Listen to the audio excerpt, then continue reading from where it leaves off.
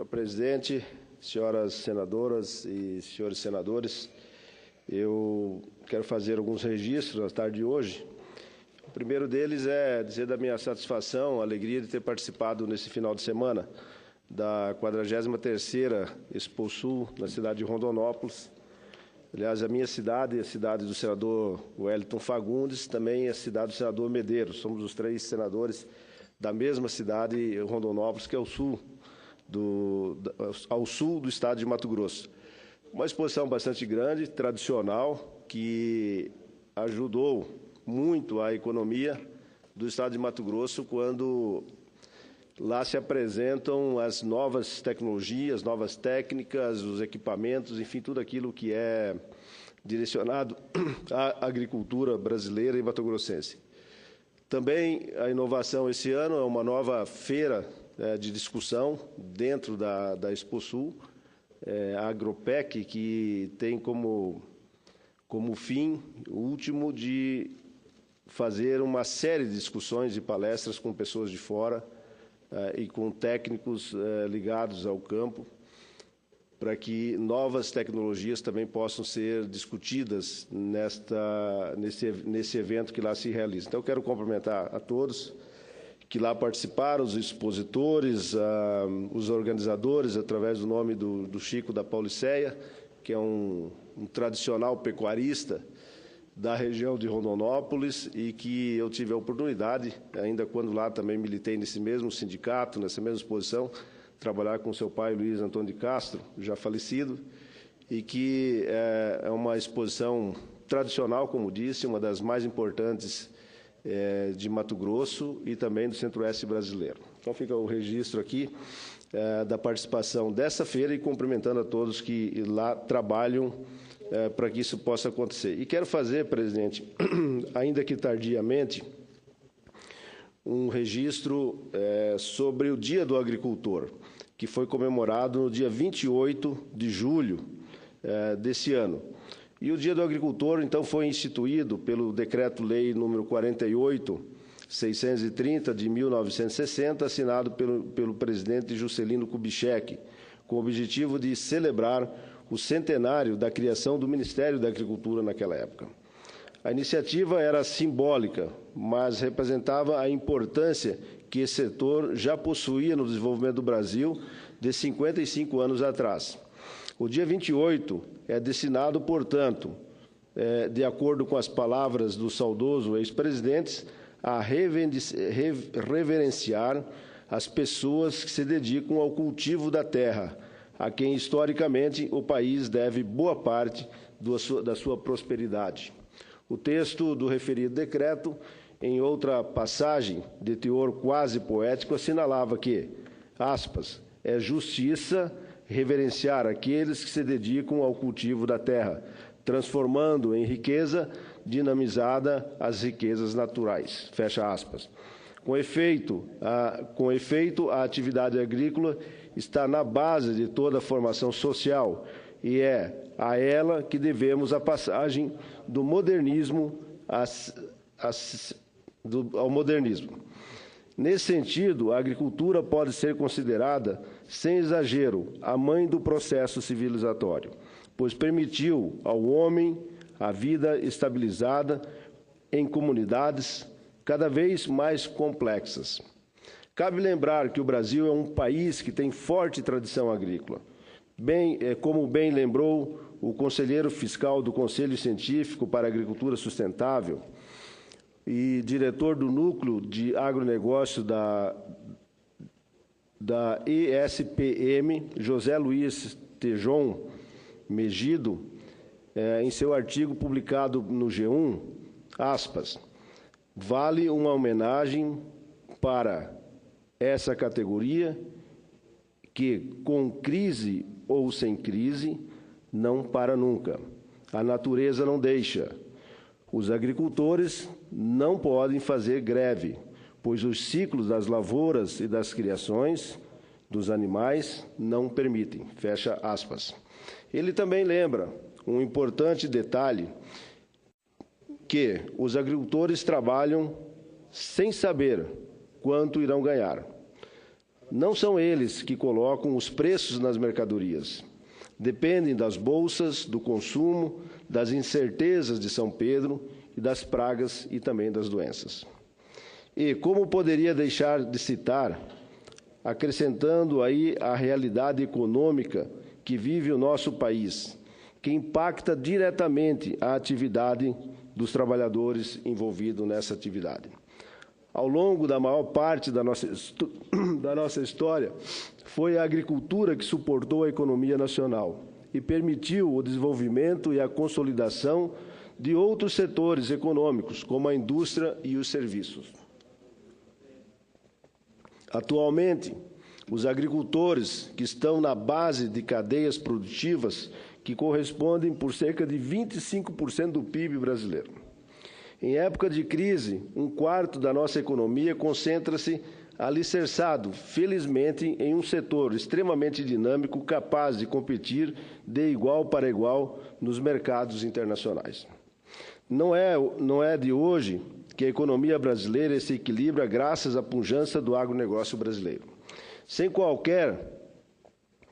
querer me estender nos números, senhor presidente, no primeiro trimestre deste ano, a produção agrícola cresceu 4,7%. É de se destacar que são os itens da agropecuária que lideram a nossa pauta de exportação.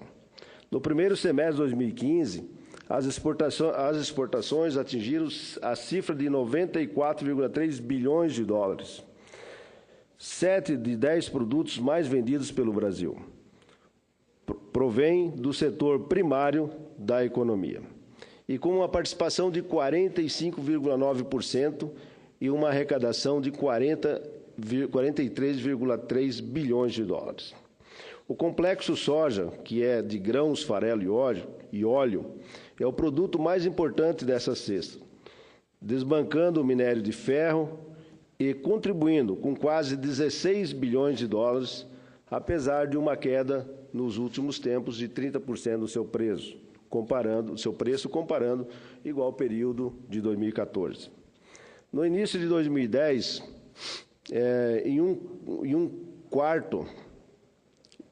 um em 4 produtos do agronegócio em circulação no mundo eram brasileiros.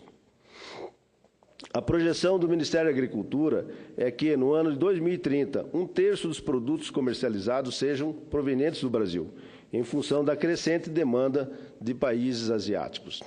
Não é por acaso que o campo é o principal motor da nossa economia. Indiscutivelmente, há fatores naturais benignos como o clima, a irradiação solar, as características de relevo e a quantidade de terras disponíveis. Mas, na verdade, é que tudo isso significa pouco. Hoje em dia, o agricultor brasileiro é um profissional vocacionado, que herdou de seus pais e avós uma série de competências e saberes, mas que soube somar a esses elementos as inúmeras transformações técnicas e o conceito permanente de inovação, acumulando, com o passar dos anos, impressionantes ganhos de produtividade. O agricultor brasileiro produz arroz, feijão, soja, frutas, hortaliças, cana-de-açúcar, mas também produz tecnologia. O agricultor brasileiro é detentor de técnicas modernas das ciências agrárias, mas é ainda um especialista em gestão, um administrador competente e, acima de tudo, um empreendedor que conhece o seu ramo de atividade, singularizando por inúmeras variáveis que a maioria das pessoas sequer imagina que existam no campo.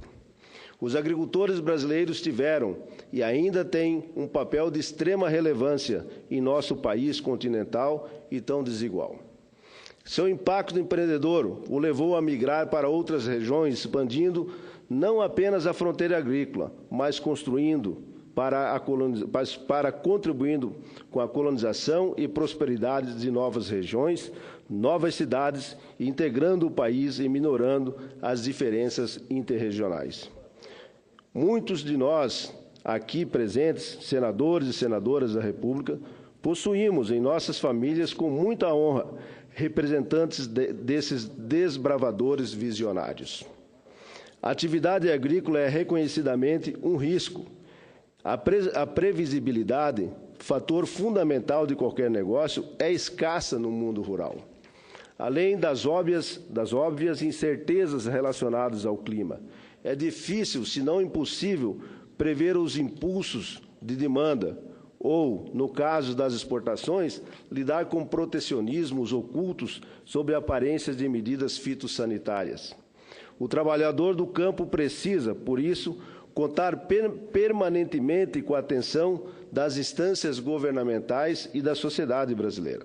Sabemos competir, sabemos inovar, mas necessitamos de crédito para custeio, investimentos e também a comercialização. Necessitamos, igualmente, senhores senadores, de investimentos na infraestrutura, de energia e nos custos justos e, enfim, mas não por último, de uma burocracia mais ágil, mais rápida. Os agricultores brasileiros são determinados e têm competência técnica, e graças a eles, seu trabalho incessante, as famílias têm o que consumir. Graças a eles, o país haverá de atravessar a presente crise sem grandes sobressaltos. Em seu dia, cumprimento-os efusivamente. Aproveito a oportunidade para comemorar a aplicação da lei que dispensa máquinas agrícolas de emplacamento. Tive a oportunidade de ser o relator dessa matéria aqui no Congresso e posso afirmar que essa conquista foi alcançada com muita luta e compreensão de todos os colegas aqui no Senado. Pela medida, os tratores e demais aparelhos destinados a arrastar maquinário ou executar trabalho agrícola estão sujeitos ao registro único, sem ônus, em cadastro específico da repartição competente. A exigência vale para máquinas fabricadas a partir do ano 2016. O texto também equipara a jornada de trabalho dos tratoristas aos demais motoristas profissionais e que vai permitir até 4 horas por dia a esses trabalhadores. A adequação dará aos agricultores a oportunidade de fazerem 8 horas por dia, mais 2 horas extras e acrescer mais 2 extras, claro, sempre fazendo o acordo sindical e com a aquiescência do trabalhador, totalizando assim 12 horas e fazendo com que essas horas sejam suficientes para os agricultores não perderem as suas safras ou o período de melhor tempo para o plantio. Estamos dando a oportunidade para que o tratorista tenha o mesmo tratamento do motorista profissional. É importante lembrar que essa medida não veio da Casa Civil e foi um avanço na nossa comissão mista, presidida pelo senador Círculo Gás, que preside nesse momento a sessão aqui no Senado Federal, e do qual eu fui o relator junto com o deputado João Carlos Aleluia.